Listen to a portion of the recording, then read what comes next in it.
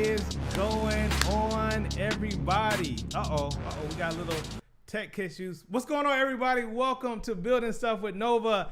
This is the place, y'all, where we are considering ourselves a virtual mastermind, if you will, a virtual makerspace, an ideation laboratory. Yo, we had a little bit of tech difficulties, but if you can hear me, you can see me loud and clear. I need y'all to say something for me in the chat. Say, Dr. Nee, we see you.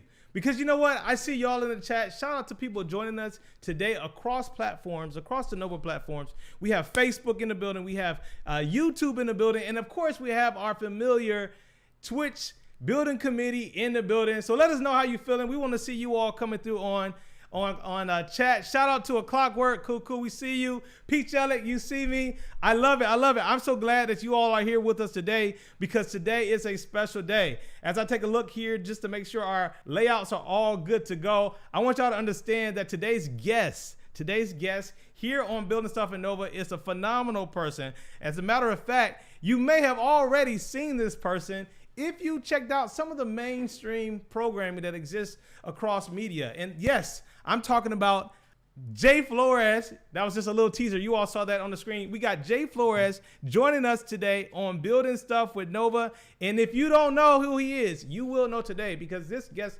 today is what we like to call a engineering STEM warrior, a STEM warrior. And as a matter of fact, I'm going to go ahead and bring him on the screen with us today.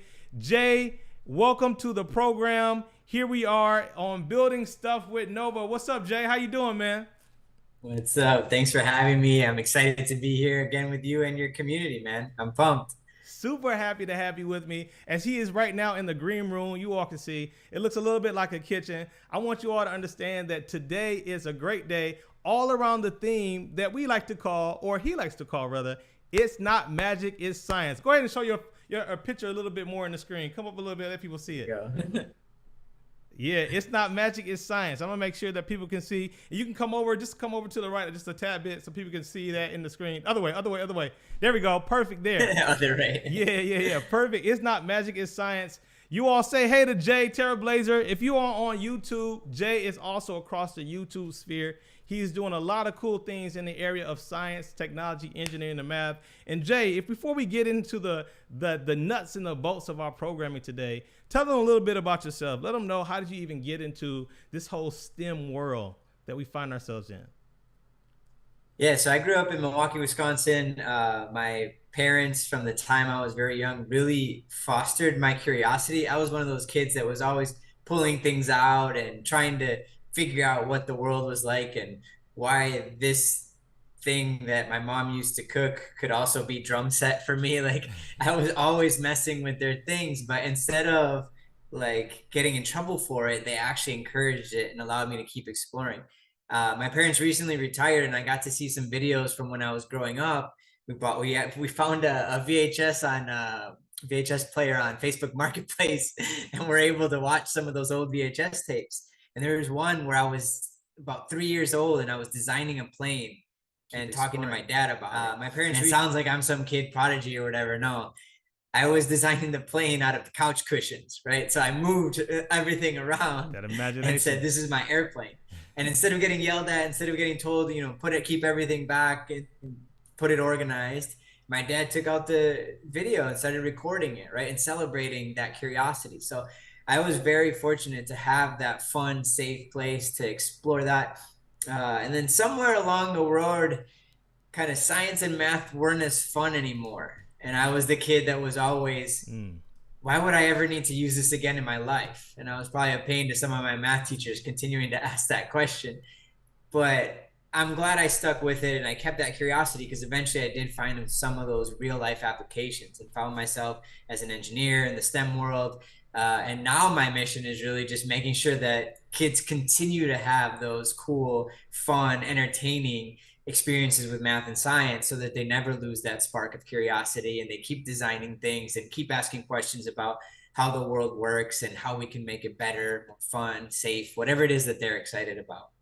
Incredibly important. You all show some love in the chat. We see you both on YouTube and on Twitch.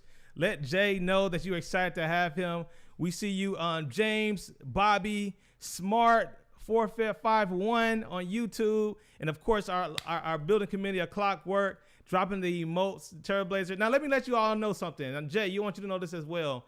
We are going to take moments where we're going to get questions from the chat. You've already shared a little bit about your background, and I know we have some very interactive demonstrations coming our way. But we will periodically see what the chat has to say so we can make sure we get a little bit of back and forth there. But before we get to what we have first up on the agenda, can you tell us a little bit about the professional work you were able to do so far in the areas of science and engineering? What are some of the projects you've been able to work on as someone who has a degree in mechanical engineering? You've also done work in materials engineering, a new topic that we're exploring here on the channel. Tell us a little bit about the cool day-to-day projects that you've been involved in.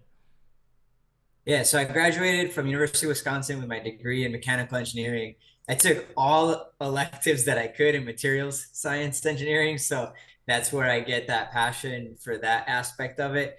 I really probably should have studied it from the beginning. I just didn't know it was a thing. So I'm glad, it's another opportunity for me to help people see all the different types of engineering and hopefully help students connect to their passion with it.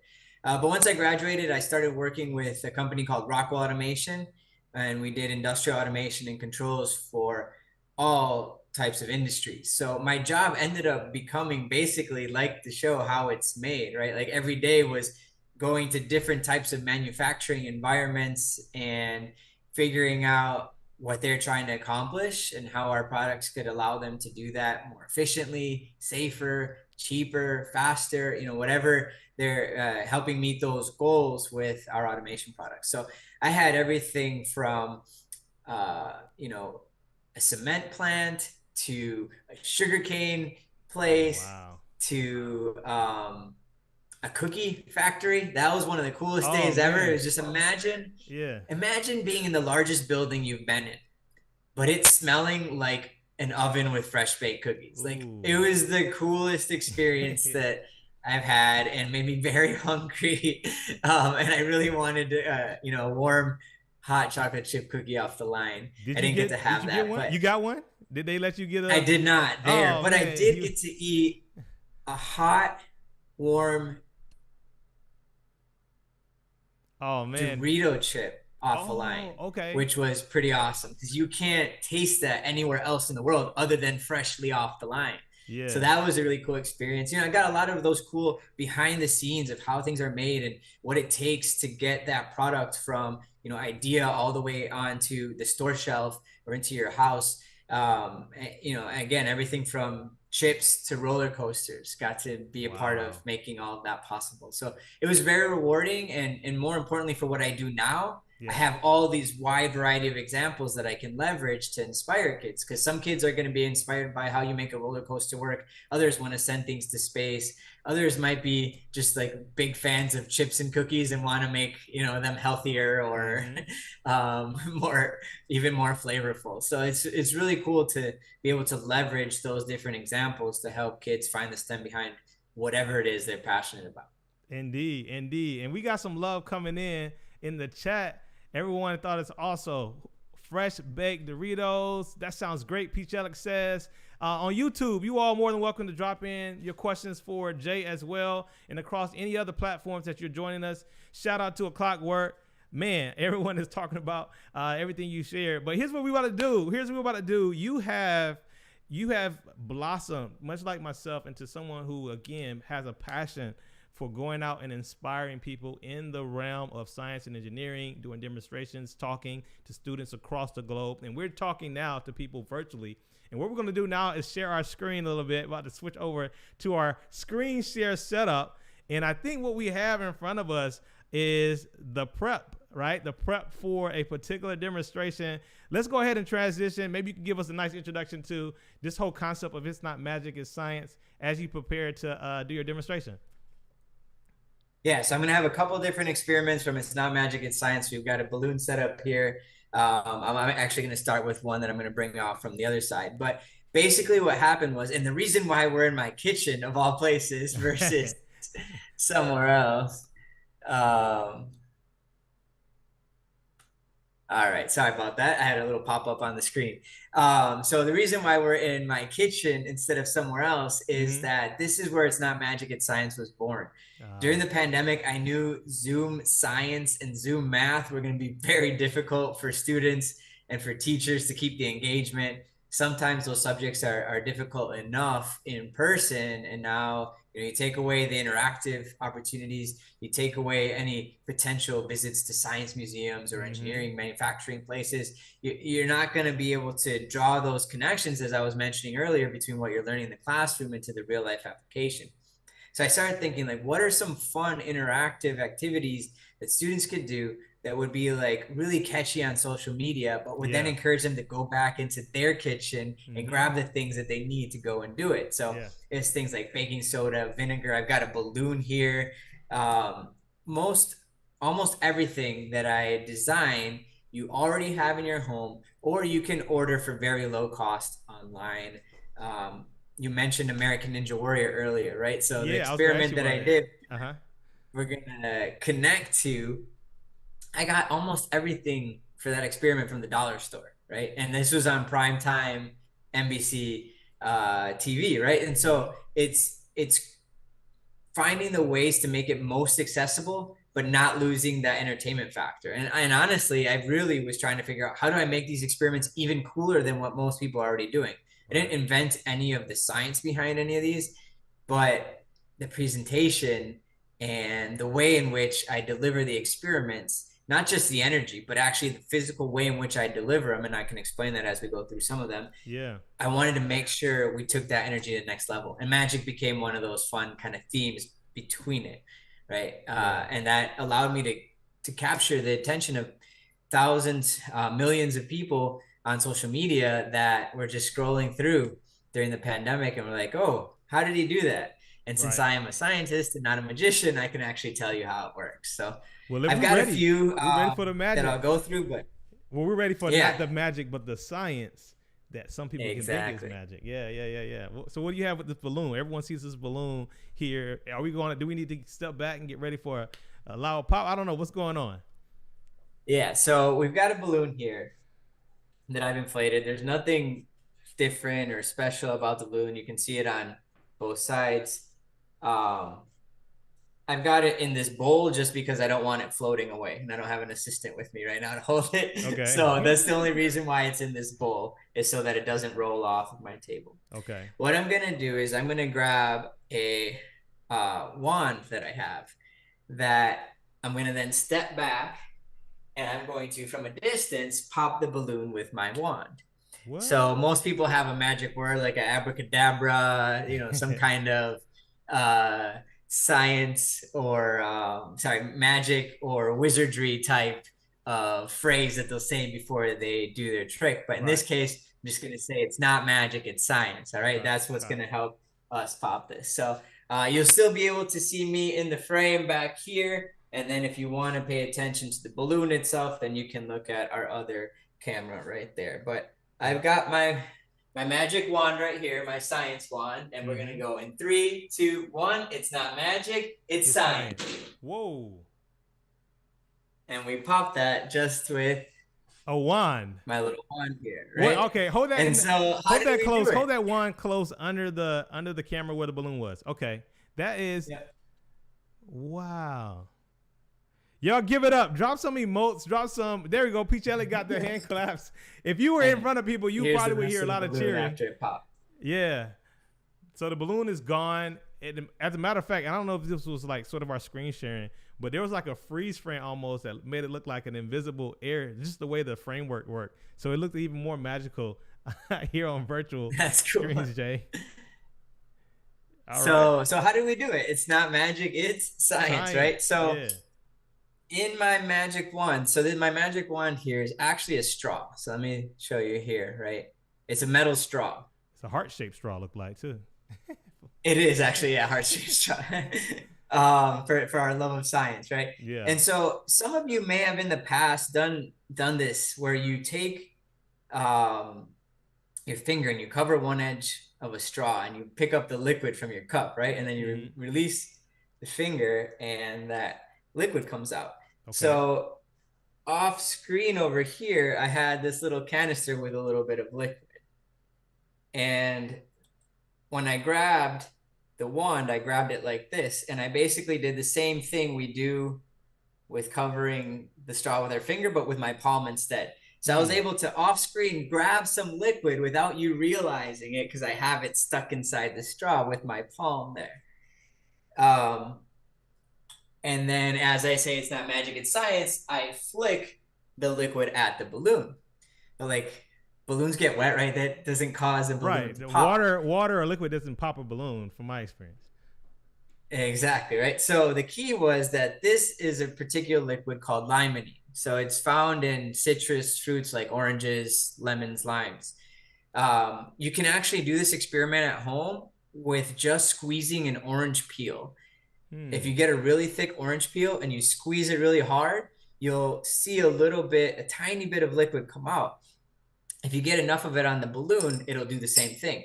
What's happening is that limonene dissolves rubber. It's why it's used in a lot of like cleaning products because it's good at, kind of getting all that dirt out.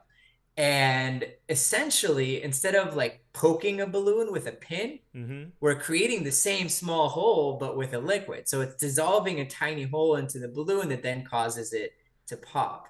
So basically using the science of just being able to grab the liquid and then the liquid dissolving the rubber allows us to pop the balloon.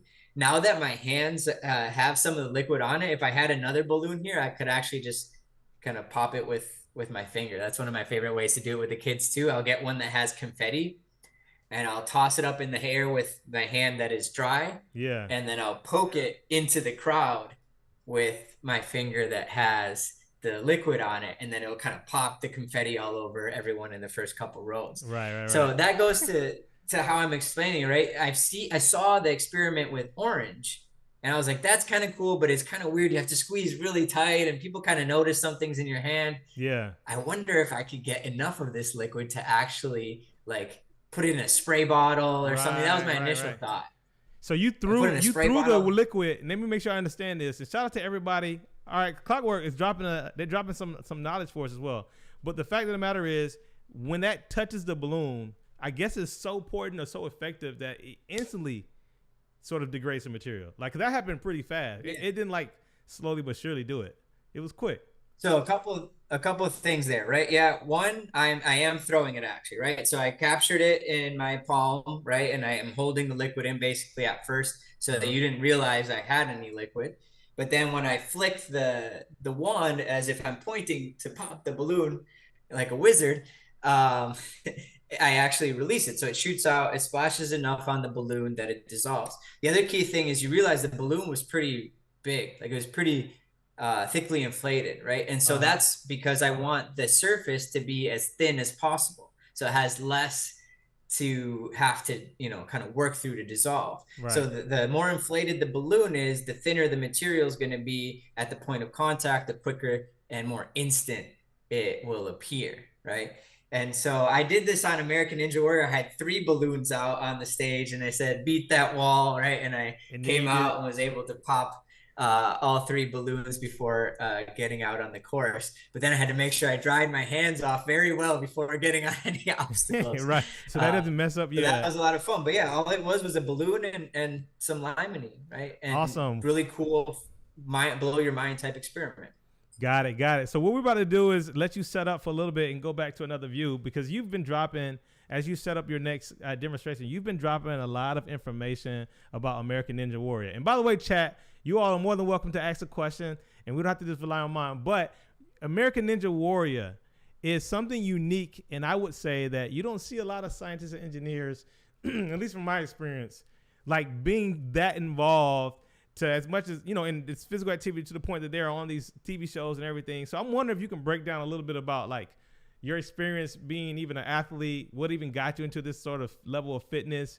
What was it even like being on this type of a TV show? Can you share a little behind the scenes there? Absolutely. So I ran track and cross country in high school, but I started a little bit late. Mm-hmm. I didn't start track until sophomore year, and then cross country junior year. And so when it was time to apply to colleges and stuff, I knew if I was going to do any running in school, it wasn't going to be at the top school. Mm-hmm. And I really wanted to make sure I prioritized going to the better engineering school versus the school that I could run at. Right. But in that time, I really was like missing kind of that athletic itch, the competition, the camaraderie of being on a team and stuff like that. Mm-hmm. So I eventually found obstacle course racing, like the ones where you run long distance in the mud and obstacles and all that. You get dirty. And I fell in love with that. So I was doing Tough Mudders and Spartan races and all that Mm-hmm. kind of stuff. Still with more of the running focus, but I started realizing, if I really want to do well and compete at the level I wanted to, I need to really start building up the obstacle strength. So I started doing some like Ninja Warrior type training. This was before there was gyms all over the place. Now you can go to ninja gyms everywhere. And eventually I found out about the show. I tried walk on at first.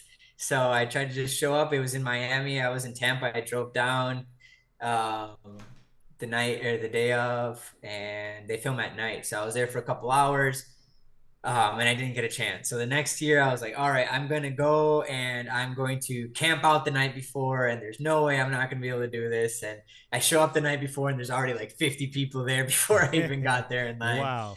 Eventually I tried, they had a lottery system. Eventually I found out you can actually apply. And so I started applying. 2 years ago, I got my first call, and that was would have been my 10th rejection if I didn't get the call. So Wow. the You 10th tried. time was the charm. Wow. 10 times to get on to get a Yeah, call. exactly. So between the walk-ons, between the lottery system, between the actual applications, 10th time was when it actually came about. Um, and it's wild because you get one chance. You don't get to try any of the obstacles before. They do a walkthrough where you get to see it. You see someone else do it once, but you don't get to touch anything. You don't get to go up there and see, the distances and how it feels or anything like that. You get one shot.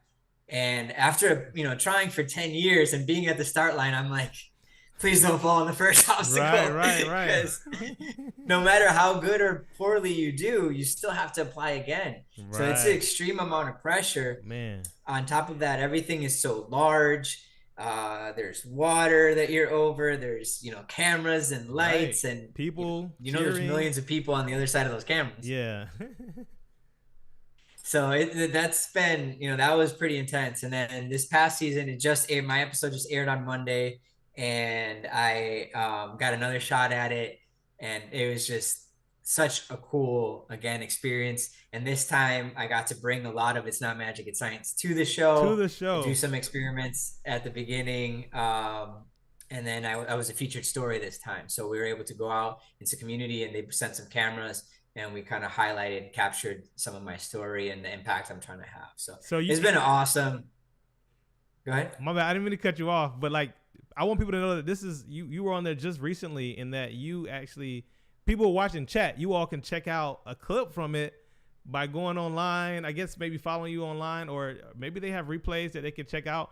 But this is recent. This wasn't like in the past. This was your second appearance on there, and you were able to bring more science to this broader audience, which I think is cool, and I want people to be able to know that.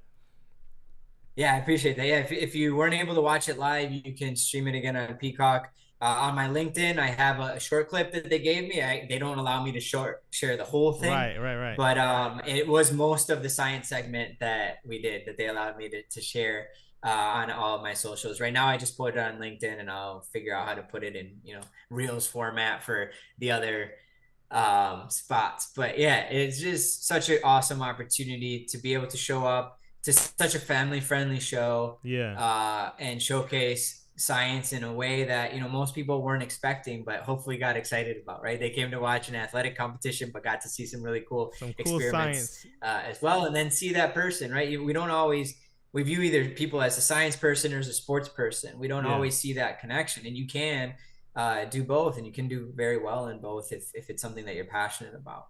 Got it. Two more questions before we go to the next one. And we screen share again.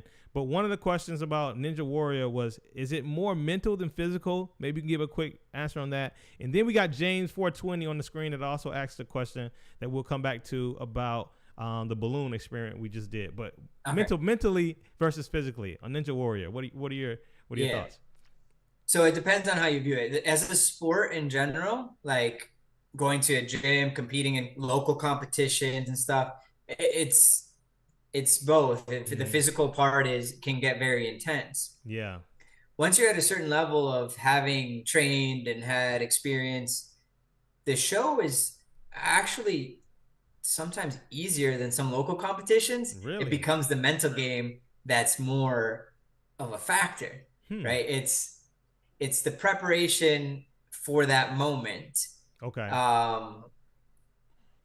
Like as I'm going through and I'm doing, you know, like the course walkthrough that we're talking about the rules and they show everything. I'm like, okay, I've done stuff like this, but it's like, can you execute when you've got one chance, when all the pressure's on? It's kind of like your Super Bowl moment, right? So that's the difference. That's what makes the show a little bit more mental, because you'll see some really talented athletes not do so well, or they'll have some seasons where they absolutely crush it, and then others, you know, it's a small mistake that causes them to not make it. But it's mental, not in just like your preparation of keeping yourself calm and focused and everything. I think it's actually like an advantage for me as an engineer and scientist is being able to analyze what you're about to take on without being able to touch it, right? Basically creating a solution in your mind before you get to do it yourself. Right. And that happens in a couple different ways. That happens when something doesn't go the way that you expected it to go when you're on the obstacle, and how do you adjust and correct? That happened to me on the second obstacle this season, where I started kind of going into a spin and I had to stay calm and redirect my momentum so that I could complete the obstacle.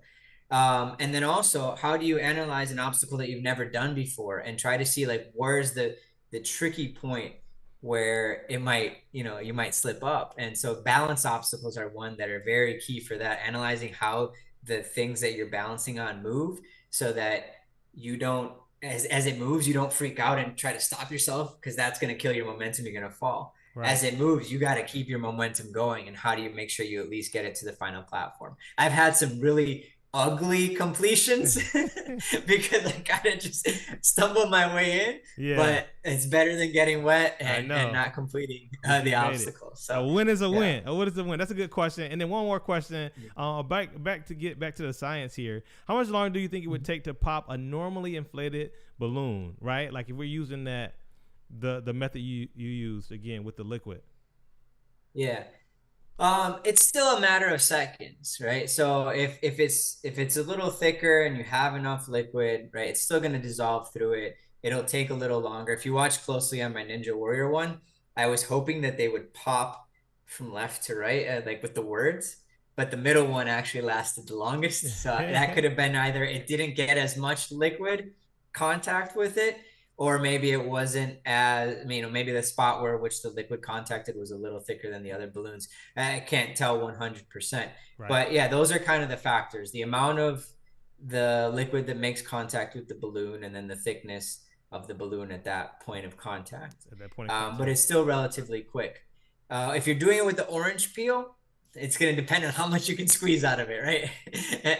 That might take a little bit longer. But I basically ordered a bottle of the liquid to make it easier for me to do my version of the experiment. In your kitchen, that is, right? Yeah. For the next one, we actually don't need the experiment cam. I'm going to do this next one. Oh, we don't? We're going to go straight? Okay, cool. So we can go back to, I was ready, sure. All right, so go ahead. What do you have in front of us? We should be able to see. Chat, thanks for those questions. I'm going to make sure that we can see enough of Jay's camera here. Jay, what do you have in front of you? What are you holding on to?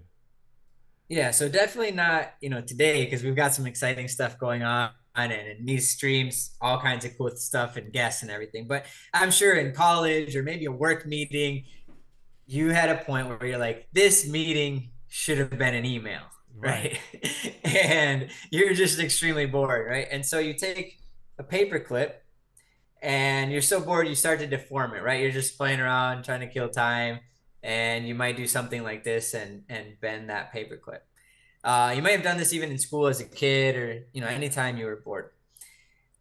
Getting that paperclip back into its original shape is possible, but it takes some time, and it doesn't always, go exactly back to its original shape. So if I were to just take my It's Not Magic, It's Science cup and then take our paperclip and get it to go immediately back into its original shape, Whoa. that might blow your mind, right? So Man, let me do that one more hold on. time. Do that one more time. You can't speed past that one. Do that one more time, and I want to make sure y'all see what just happened. Let me see. Does it look better here in the light or right in front of me? Right in front of you is good. Right in front of you is good. Okay, right in front of me works good. So basically, all you need is an It's Not Magic, It's Science cup. You put it in really quick, and it changes back into its original shape. I need to get one of those cups for my brain. Can I get one of those cups for my brain when I need to remember? Because that's basically what's happening here. Y'all got to show some love in that. Drop some emotes, some celebratory, make some noise in the chat. But basically, it just memorized the shape that it was in. Is that basically what we just saw? In a sense? Pretty much, yeah. So this, you nailed it, right? Uh-huh. This isn't your ordinary paperclip. One of the funniest things I've gotten from parents before, because the kids get excited about the experiments, they ask the parents if they can do it. Yeah. And I got a picture from a parent with a bunch of paper clips on their stove, and they weren't going back to their original shape. So this particular paperclip is made out of something called memory metal. Okay. It's also known as nitinol, because it's a nickel titanium alloy, right? And so nitinol has a certain memory that's activated by temperature. So what I had in my It's Not Magic, It's Science cup is hot water. So you might not have been able to see that. Okay. But I'm basically heating it up with the hot water, and it instantly changes back into its original shape. I'm going to show you guys again with this spring. So this is a nitinol spring. Mm-hmm. So as I stretch it out, think about like when you messed up a slinky when you were a kid, right? Yeah, you get all you might try to pull something. Yeah. Mm-hmm. Yeah, and it's really hard. Once you've kind of overstretched it, you can't really get it back. Anytime I try to push it back, it kind of buckles off to the side, right? Okay. And so I'm going to do it in a little bit of slow motion, and in the sense that I'm only going to introduce a little bit of it to the heat. So you'll start to see that parts of it that have touched the hot water going back to where it needs to be. Go back. But the top over here where my hand is and hasn't touched the heat is still in its original shape. So it's really that temperature that causes it to basically activate the memory of what its original shape was. Okay, so break that down. Yeah, break that down a little bit more. We like, shout out to the building committee, shout out to Nova. We like to get into the weeds a little bit. What can you tell us again when you get deeper into sort of just the material science of what's taking place? I don't know. Is it structures? Mm-hmm. Is it restructuring itself molecularly? Like, what's going on? Essentially, yeah. So it's based on how it was originally formed, right? Because these are different shapes. Like, why doesn't it go back to a paperclip? Why does it go to a spring? Mm-hmm. And so in the shape in which it's originally like formed and treated is what it wants to go back to. But in order to do that, it needs the assistance from the temperature, right? And so it's almost like a transition temperature, or it's like a memory temperature, right? And that's what allows it to go back to how it was. So the transition in real life, you'll see this. Go ahead. I'm sorry. You'll see this in things like braces. Okay. Where the heat from your mouth causes, the alloy to activate, right, and kind of pull your teeth to where the orthodontist wants it to go. There's some cool examples with glasses, right? Like if you were accidentally to sit on your glasses or something like that, right? You could try to get it back into their original shape instead of having to buy a new frame. One of the coolest examples I got, it isn't real life yet, but it's part of what I try to do is inspire, like, with this cool science, what are things that we could do in the future? Right. And I had this little 6-year-old kid tell me for a car wash, and I was really confused at first, and the kid goes, use this technology for a car wash. It makes total. This particular thing for a car wash? Say it again? You talking about we could use this material for a car wash? That's what the kid told you? That's what the kid was saying. And I'm like, well, what do you mean? He's like, it makes total sense. If you get into a car accident, you just drive to the hot car wash and then your car goes back to normal. I was like, what? That's best crazy idea ever. Yeah, that's brilliant. Let's start this business. Yeah. Uh-huh. Go ahead. It just shows that they're, they have that curiosity. They have that kind of spark in them that as we get older, sometimes we worry too much about the restrictions or how it won't work or how much it would cost and all that, right? Versus when I work with kids, like they have the best ideas, and it's just like, how do we help them see the science in different ways? Right. So that, yeah, maybe that's not possible today, but maybe Yeah. in 5, 10, 15 years, whenever it's their turn to, Yeah. take their shot at engineering, they might be able to bring some of those things to the world, right? Yeah. So that's why I use specific things that, I can do this with a straight wire, right? Right. But I use the paper clip because you've deformed one before. You Yes. know what it feels like. Yes. You know what it's supposed to do. You know what it's not supposed to do. So if I can show you that it does something that it's not supposed to do, then like how else could we apply this, right? How else could we change things that we've always accepted as the way they are? And that, part of that is the magic aspect of it, but part of it is like, yeah, let's bring it to real life because it's actual science. I'm not using smoke and mirrors, Right. and like, using a remote control somehow to change it. Like it's the actual science that's yeah. doing it. Jay, let me jump in because you said a lot that like blew my mind actually. And shout out to everybody in the chat. We got some questions. Keep your questions coming in. I'm gonna ask you, but one, I didn't realize that braces use this. Like braces is made out of this material, so because your mouth heats. So it might not be the exact same alloy, but Right. similar concept. Similar right? concept. They use certain types of alloys like that in the wire that they use, not the brackets themselves. Right, but the wire that in the transition temperature across causes it to want to change shape, which helps straighten your teeth. That's amazing. So that pulls on it a little, yeah. Yeah. Shout out to Zoeris. We see Zoeris, a member of the building committee, hang out with us. And if you don't know this off the top of your head, we always got Nova, by the way, in the chat that can help us with some of these facts. But is this the same thing as shape memory alloy? Is this basically what we're talking about? Yeah. So it is the same thing. Okay. Yeah. Yeah. Yeah. All right. Yeah. I mean, there's different uses, there's different shapes, there's different thicknesses. Yeah. All that, can vary. But like if you were to look up and you wanted to get one of these, you would look up a Nitinol paperclip or Nitinol spring. Yeah. And the Nitinol name comes from the nickel and the titanium that's part of it. Got it. And shout out to that kid, whoever that kid was. Like whenever that kid becomes an engineer and we design cars that get crumbled up in an accident, but you go through a car wash and it comes right back. Listen, I want that car. So shout out to you. Magnificent piece of knowledge. Thank you for this, Zoera share. Thank you so much. Jay, do we have another use for the camera here? You got a nice little setup. Yeah, we got one more that we'll use the science cam for. Okay. Well, before we switch to the camera one more time, go ahead and get your questions in the chat.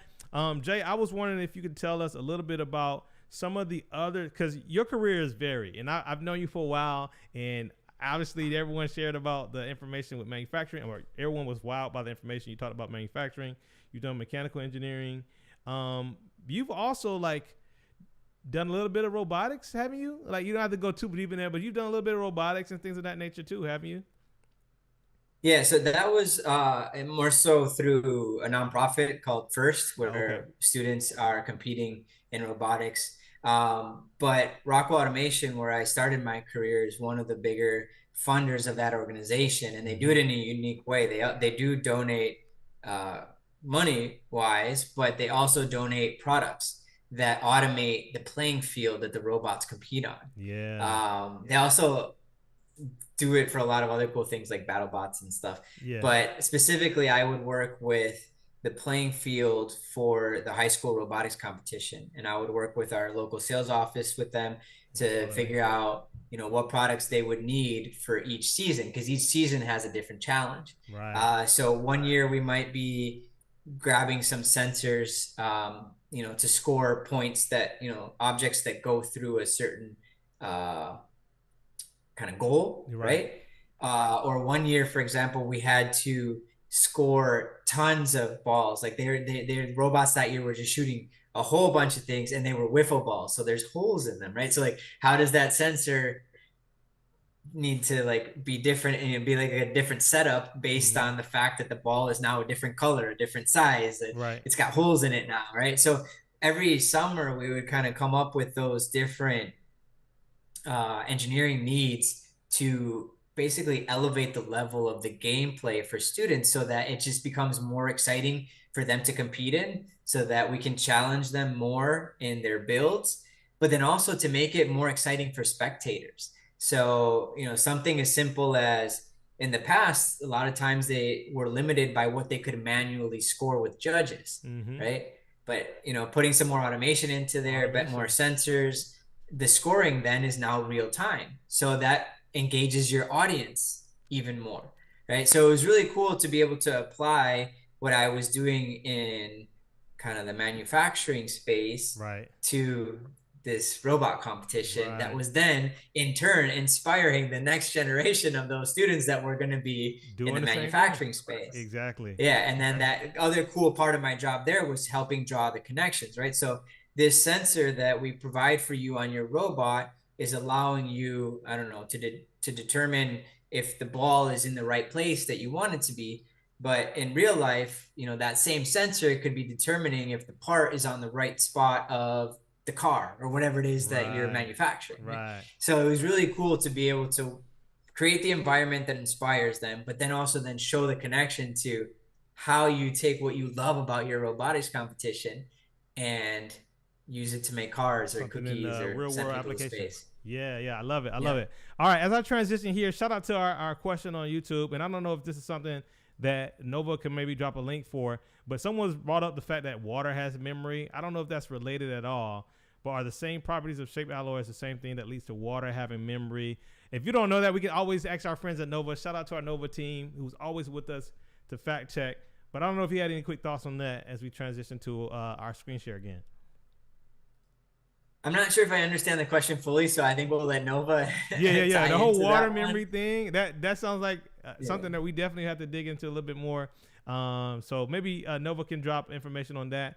But right now, we have our screen share yet again for little white squares, what I can see on my end. So basically this is just a napkin. So this is my launch pad. It's going to keep the surface a little bit cleaner. Okay. And we're basically going to make what's called a little fizzy rocket. So normally when I do my show with students, we do this with a paint can, and I launch this thing pretty high using vinegar and baking soda. So one of the cool things about vinegar and baking soda is they're very low cost, but you can do a lot of really cool experiments with them. Normally what I do is I have a large empty paint can. I have a cup with vinegar and I have a cup with baking soda. So together I have it on the table, nothing happens, right? It's a sealed, when they're separate, nothing happens. But what happens is eventually I just flip it over. That causes them both to mix, creates carbon dioxide gas. Eventually that gas doesn't have anywhere else to go. So it causes the can to pop up into the sky. I've had some pretty high launches. My ceiling at home is not going to withstand that. So we're going to do the at-home fun, safe. At-home version. We're not trying to put a nice sunroof in your kitchen unnecessarily. Exactly. But that's also, it's something that's very important to everything I do. I never want a kid to see one of my experiments and feel like they can't do it, right? Science and math are already challenging enough sometimes for us. Yeah. There's already enough math and science anxiety out there. I want everyone that sees this to be like, oh, that's so cool. Like, I can do that. Both from a cost perspective, right? I don't want it to be cost inhibitive to kids. And then also just like, even if I am doing something bigger and cooler that they might not be able to physically because of their, the room they're in or safety or whatever. Location. I always want to have like the smaller version, just like with the Limonine. You might not have a bottle of Limonine, but you can go get an orange and do the same experiment at home. So basically for this one, we're going to do very similar, but instead we're going to have Alka-Seltzer tablet. And we're going to use some of the water that I had earlier. We're going to fill a little bit of water into the canister. And essentially, I'm going to drop in half of a tablet. I'm going to cover it very quickly and flip it over. It could happen very fast. It might take a little while. Okay. The other day I did it in this elementary school.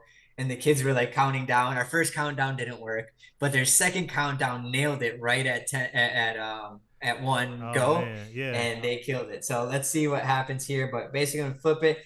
Similar reaction is gonna happen, right? The Alka-Seltzer tablet and the water are gonna create some gas, and it's gonna cause our little rocket to launch up into the air. Okay. If you're doing this with kids, You can have them design their rocket. You can have them design their launch pad, different kind of decorations and stuff too. I feel like the more you incorporate art into the start of it, like you extend that playtime that you have with the kids in the experiment. All right, so ready? We're gonna go pretty quick. Make sure I cap that well. Let's see. All right. Whoa, that was a very quick So check this out. launch. Oh no, Jay, we got to do another one. I'm gonna tell you why, because we got a little lag here on the screen, and it lagged right before it went up. I hope we got another one, but we can do it again. Okay. Let's do another one. Let me grab it. That was amazing. Did y'all see that? That wasn't. We didn't even have time to count, Jay. It wasn't even time to do a count. Right. So I think one of the reasons might be I used the really hot water from before, right? So this is one thing I tell the kids to experiment as well is, do you use hot water? Do you use cold water? Do you fill it up with a lot of water, little? How big of a tablet is a good idea or not? So we're using hot water right now, so it may happen a little bit more quickly. Okay. Let's see. Okay. Let me come back to the screen share. We try. This is so magical. This science is so magical. Sometimes the bit rate or the sample rate of our technology can't even like keep up with it. So let's check it out. I love what we see through the middle of the napkin there on the thing, though. We see that. Was that a reveal? So I had that written in Sharpie on the bottom, right, and then folded this piece over. So once the kind of blast off happened, right, it wipes the paper towel and you reveal the message. Just little bonus things that I've just like kind of found, and how do I connect the experiments. Kids love secret messages and things like that. So not only do you get this cool explosion, you get to reveal your message. So it's just water Alka-Seltzer, the water Alka-Seltzer, and you put the top on there, and then let's see what happened chemically. Yep. Okay. So this is actually the same tablet, right? So I can tell. I don't know if you guys can see it that well, because I have to look close to it. But I can tell that some of it dissolved off, right? But it's about the same size as it was before. So it reacted pretty quickly. So we're gonna go quick. Let's see. Seal it well. Flip it over. Let's catch it. Catch it. Come on, internet. Come on, internet. Internet, catch it. Oh man, Jay, we missed it. This thing is like a real rocket launch here. Chat, I hope you all still know what's going on here. We're missing in action because of our bandwidth here. But Jay, break it down again. What's inside of like what's happening chemically exactly with the tablet and the water? Yeah, so when if you've ever used Alka-Seltzer tablet and put it into whatever drink, you start to see the fizzing, right? And that's gas basically is building up inside of the film canister. And as long as you have a film canister that has a slightly tight seal, that pressure is going to build up and needs to go somewhere, right? So like the gas is building up, needs to go somewhere. Eventually it's strong enough to be able to pop it up. And I hit my roof twice with both of those. I wish you guys could have seen it better. It's a pretty solid launch. But a lot of science. Yeah. So, but yeah, it's just water and Alka-Seltzer tablet. That's all you need, and then the film canister. Yeah. And if you can and you want to do the bigger version at home, don't do it inside. Do it outside. With the paint can, just 2 separate cups, right, to separate your vinegar and your baking soda. And then flip it over. Make sure you have safety goggles for that one. Yeah. Flip it over. And it'll launch pretty good as long as you had a tight seal on it. I love it. Hey, listen, shout out to chat. You all can still show some love. The Opa guy, all right, just need Coke and Mentos. That's another experience people have done. Put the Mentos in the Coca-Cola. Yep. There's a good video on my Instagram with my son. So he was doing a little slow-mo video contest. And so we decided to do the Coke and Mentos, but we did it. And again, I'm always trying to find what's the fun way to do it. Yeah. We did it where he's like, my name is Gio, and this is the coolest way to make a root beer float. And so he's sitting there with safety goggles and a bowl of ice cream. And then Mom and I both have Coke bottles with Mentos. And we basically just sprayed him with soda. And you captured it in like high sample rate and put it in slow motion. What you're saying? Y'all watched it back on slow motion?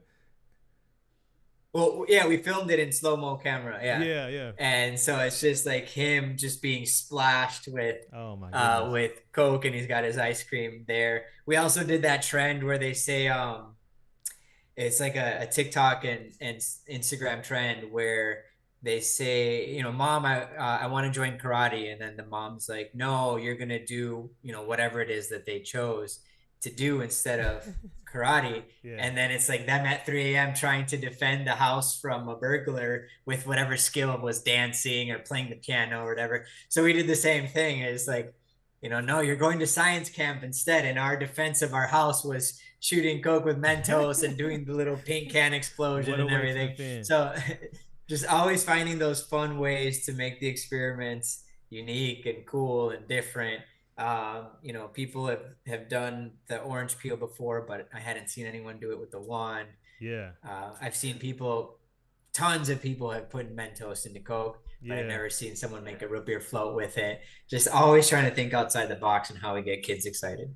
Jay, so you've been very great, and I want you to hang on for a second. Shout out to everybody in the chat. People have been asking questions about what happens when you put it in your stomach. So shout out to herself, Kevin McAllister, School of Home Defense. We love it. We love it. So Jay, I'm gonna ask you one more question. Y'all chat. We're gonna let Jay go here in just a second. But before I come back on our last little small segment, I want to make sure that everybody in the chat knows what we got going on. Now we're doing this every day, y'all. 1 p.m. Eastern. Earlier this week, we've already done Kerbal Space Program with Elio, somebody we both know, Jay. Earlier this week, we also started building our Artemis space launch model, Lego model yesterday. We're going to pick that up tomorrow, chat. So make sure you come and hang out with us on Twitch if you're on YouTube or any other platform. And Twitch, y'all know where to find us every day, same time, same place. Obviously, today on Wednesday, we've been hanging out with Jay. But tomorrow, and this is what I wanted to get your thoughts on really quickly, Jay, when we get into a brainstorming session around the idea of designing an engineering escape room. And we've been bringing in a lot of partners. Shout out to people. If you're brand new to this, by the way, YouTube, hit subscribe. If you're on Twitch, great time to hit follow, because we are, progressively and incrementally building a four-day escape room that we're going to premiere at the end of this season of Building Stuff with Nova. And we're going to be going through everything from structural engineering to mechanical engineering, aerospace. We're going to bring a little bit of material science where we can as well, Jay. So you all hang out with us tomorrow if you want to help contribute to that. And most importantly, when we do it, we want you all to participate, because we're going to have our entire community on Twitch participate to help our contestants in real life get out of those escape rooms. And I'm just curious, if you have anything really quick before we let you know, go, Jay, that if you were to design an escape room around material science, just spitball, if you can, just maybe spitball one or two things that just come to mind out the gate before we say goodbye. Yeah, so my family loves escape rooms. My son is a big fan of them, and my sister and her husband, we've done a bunch with them as well. So we've done all different kinds. You start to see some kind of patterns, right, of like what's in them. So I feel like since you're only doing it for 4 days, you have this opportunity to do something that most escape rooms might not do. Yeah. Because of, costs or whatever thing, they can't have something that's consumable because they need it for the next person that's coming in right away. Yeah. So I don't know if it's just because we just mixed some stuff right now, but I'm thinking, like, how do you get something that, I don't know, you mix together and then it gives you a color as an answer or something, right? Yeah. And then most escape rooms wouldn't be able to do something like that because they need the room ready for the next group. And well, listen, we're still early in the process, man. So because we're going 4 days, you're right. We could think outside the box here with our ideas of how to bring in some of these things you're talking about. But go ahead. I didn't mean to cut you off. You had any other thoughts on that? No, you're good. So, I mean, for example, my first experiment that I did on my first season of Ninja Warrior was basically a timed color change. So the experiment basically takes a certain amount of time to happen, but then it feels like instantly I changed the color of something. Yeah. Right. And so it's like, how do you do something where, their answer needs to be green, right? But you get them to mix blue and yellow somehow to get the answer. make it a little bit sciencey feeling.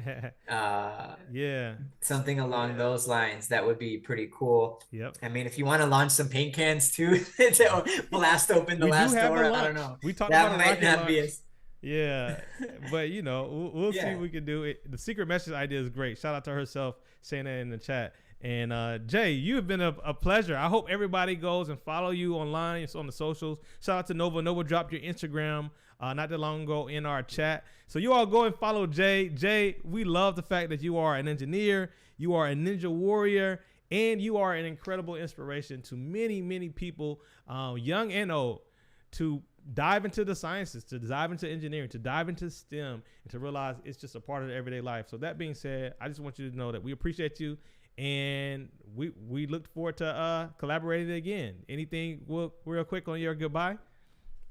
Yeah, just appreciate the opportunity, appreciate hanging out with you guys and all that you're doing to help inspire and get people excited of all ages. And as you guys connect, feel free to reach out at any point, Instagram, LinkedIn, TikTok, etc. But definitely please share with some kids. So, share some of this stuff with people in your community so that they can get excited and we can keep that ripple effect going on. So I appreciate the connections, but please then just spread it out to people in your area. Indeed. Y'all show some love. Drop some emotes. Zoairs is bringing it in the chat. We see you over on YouTube. Let's say thank you so much. Shout out. We see you, Paul. Thank you all so much for hanging out with us live here on Building Stuff with Nova. We are going to be back here tomorrow, same time, same place. Come on over to Twitch if you're not on Twitch. If you are on Twitch, I hope you hit follow, because we're going to be doing this for the remainder of the summer, and we can't wait to have you all participate in our engineering themed escape room. So that being said, until next time, we hope you all take care. Have a good day, and we'll see you tomorrow. Peace.